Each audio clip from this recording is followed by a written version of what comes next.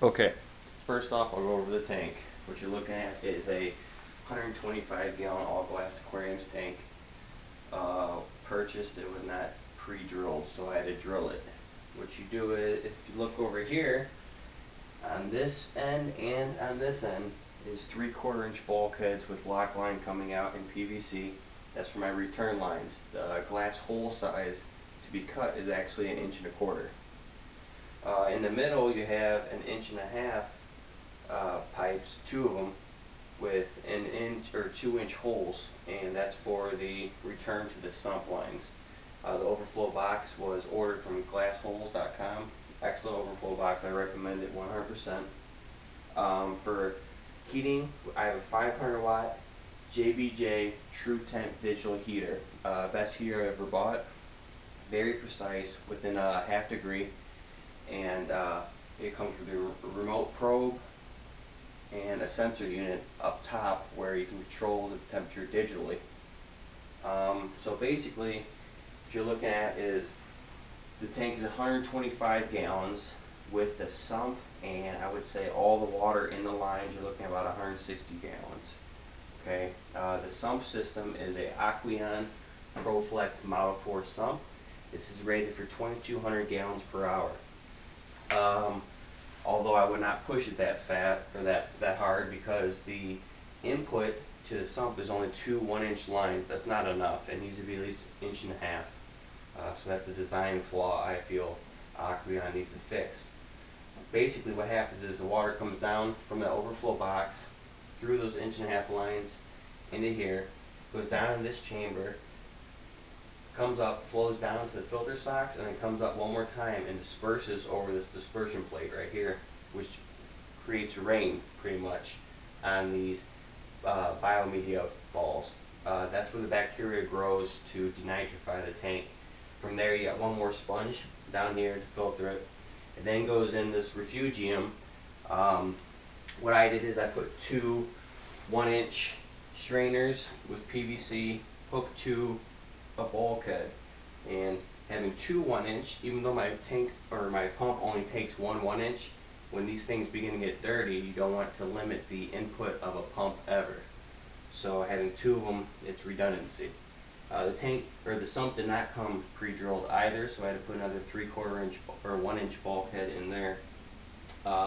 Hanging on here, you have a reaction or a phosphate reactor that, with the phosphate material, removes phosphates in the water. That virtually eliminates algae in your tank. Then hooked up to that also is a 36 watt Jibo UV sterilizer. These are teed off of the main pump with a calculated flow rate of what they accept for these 2 miles that happen to be 150 gallons per hour. You don't want to go over that. You want your biomedia or your phosphate media inside your reactor to barely bubble at the surface. If you have too much action in there, it's going to grind it to a powder from them tumbling, and then it's going to release into your sump. Same thing with the UV sterilizer. You want it to have a certain amount of time that the water is in contact with that light to properly neutralize the bacteria, algae, and protozoan infections you could possibly have in your tank by sterilizing the nuclei within the organisms. Then you have, from that 1 inch bulkhead comes to another ball valve. This is just for ease of cleaning. I put this in. You never ever want to restrict the input of a pump. Now I do have the output of the pump restricted. This is going to change. I have the parts on the way.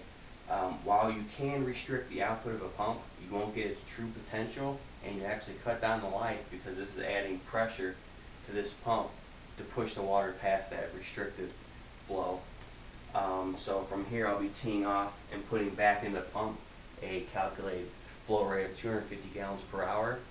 This way my overflow box that's rated at 1,500 gallons per hour and my pump that's rated at 1,750, if I were to turn on full blast now, it would fill up my overflow box too fast, and my tank would overflow. It would pump all the water out of the sump into the tank.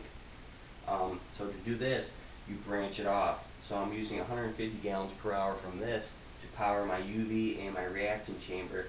Another 250 is going to come off from this 3/4 inch pipe right here, tee back into here, so I can have the pump fully open.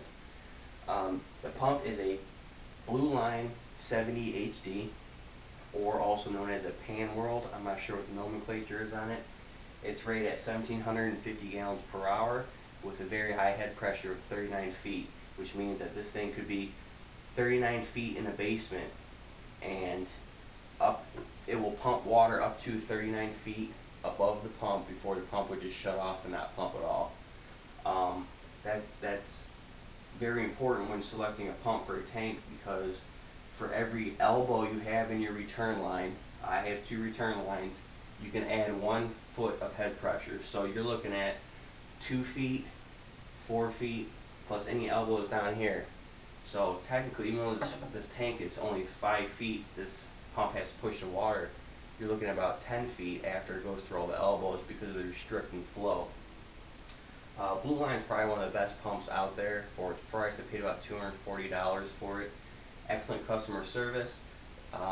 It's actually a spawn off of Awaki, which are very well-known pumps. So basically, this is my setup as of right now. The next video will be showing the cichlids being transferred from my 75-gallon tank into this tank, and this tank fully set up. I appreciate you watching, and I'll keep you guys up to date. Thank you.